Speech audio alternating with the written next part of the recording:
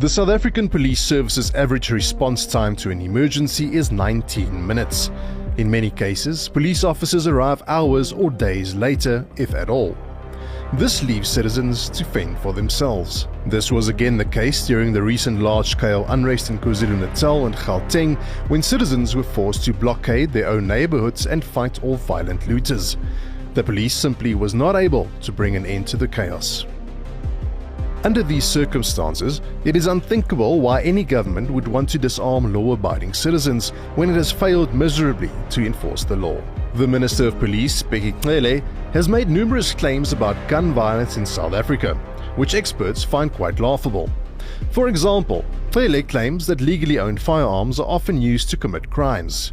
This claim is not supported by the police's own crime statistics. The minister also conveniently ignores the fact that his department has lost more than 26,000 firearms between 2005 and 2017. More than 1 million rounds of ammunition in police custody also went missing during the recent unrest in KwaZulu-Natal. But if you are hungry, this is not what you steal. This is 1,000 rounds of ammunition, live ammunition of that. This is one box, this is a second box, and this is a bigger box which has been opened.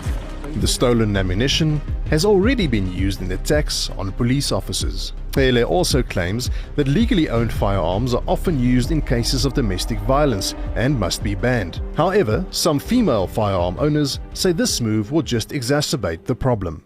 We want women to take back ownership of their own safety. We know that the police's mandate is stretched, overstretched, they say. One policeman to every 411 citizens. That's not going to work.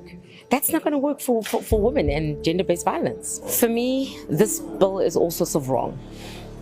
And disarming legally licensed citizens it's just not right, especially when you're incapable of protecting us. Women, at best, the most vulnerable citizens of this country, are getting slaughtered every day in the streets of South Africa.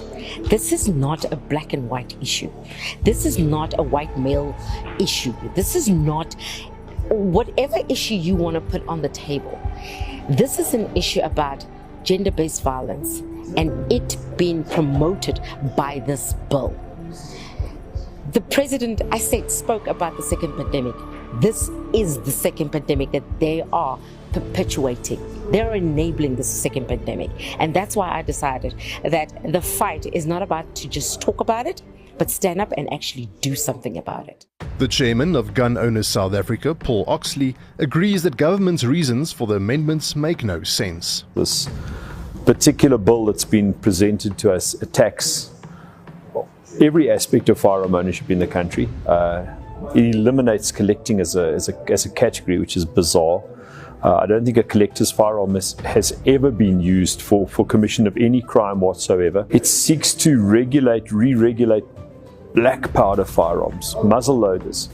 I think the last time muzzle loaders were used in anger or for criminal purposes was in the 1800s. They're trying to do everything all at once. They're trying to kill sport shooting and hunting by making reloading of ammunition unlawful. I think the ANC has a hell of a lot of introspection to do.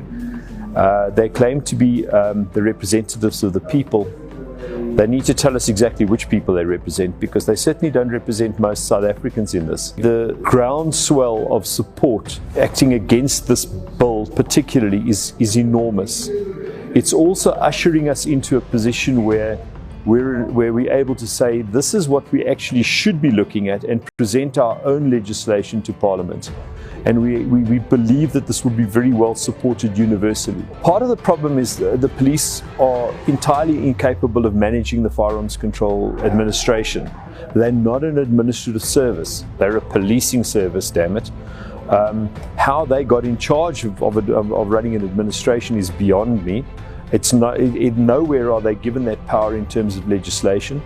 They have assumed that role for themselves. This has to be taken away from them and placed with somebody who actually can administer firearms legislation. The hypocrisy in politicians wanting to disarm South African citizens has often been pointed out.